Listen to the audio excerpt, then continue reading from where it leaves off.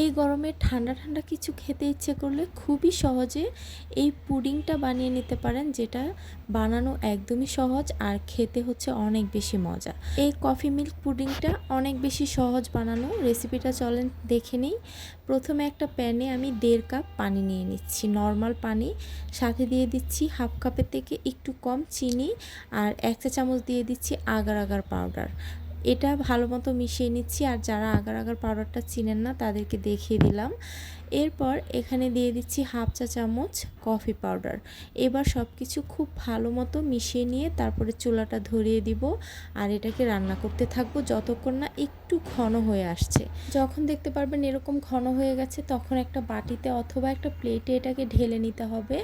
আর normally এভাবে আপনি আধা ঘন্টার জন্য রেখে দিতে পারেন, এতে করেও জেলিটা জমে যাবে। অথবা ফ্রিজে 10 মিনিটের মতো রেখে দিতে পারেন, এতে করে জেলিটা তাড়াতাড়ি জমে যাবে।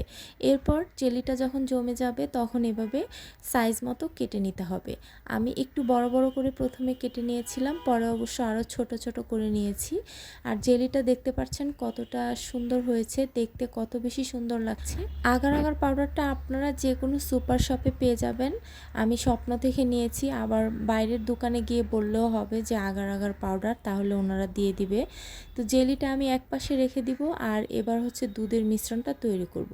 আমি এখানে আগে থেকে জাল করা 2.5 কাপ ঘন দুধ নিয়ে নিলাম। সাথে আমি 1/4 কাপ চিনি দিয়ে দিলাম। চিনিটা আপনারা আপনাদের পছন্দ মতো দিতে পারবেন। হাফ চা চামচ দিয়ে দিলাম কফি আর হাফ চা চামচ দিয়ে দিলাম আগার আগার পাউডার। এবার চুলাটা ধরিয়ে দিয়ে আবারও জাল করতে থাকবো দুধটাকে যতক্ষণ না একটু ঘন হয়ে আসছে। যখন দেখতে পারবেন দুধটাও এরকম হালকা একটু ঘন ঘন হয়ে আসছে, তখন আমি এটাকে সেট করার জন্য একটা হচ্ছে কেকের মোল্ড নিয়ে নিয়েছি। আর এটার মধ্যে আগে থেকে কিছুটা জেলি দিয়ে দিলাম। এরপর দুধ ঢেলে দিলাম আর উপরে বাকি জেলিগুলো আমি দিয়ে দিলাম। এভাবে এখন এটাকে 1 ঘন্টার জন্য নর্মাল ফ্রিজে রেখে দিব।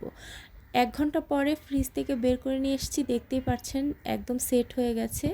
আর একটু যে কোনো একটা স্প্যাচুলা অথবা একটা নাইফ দিয়ে আপনারা এটাকে ছাড়িয়ে নিয়ে নর্মালি ঢেলে নিলেই দেখতে পারবেন সুন্দর মতো এটা বের হয়ে এসছে।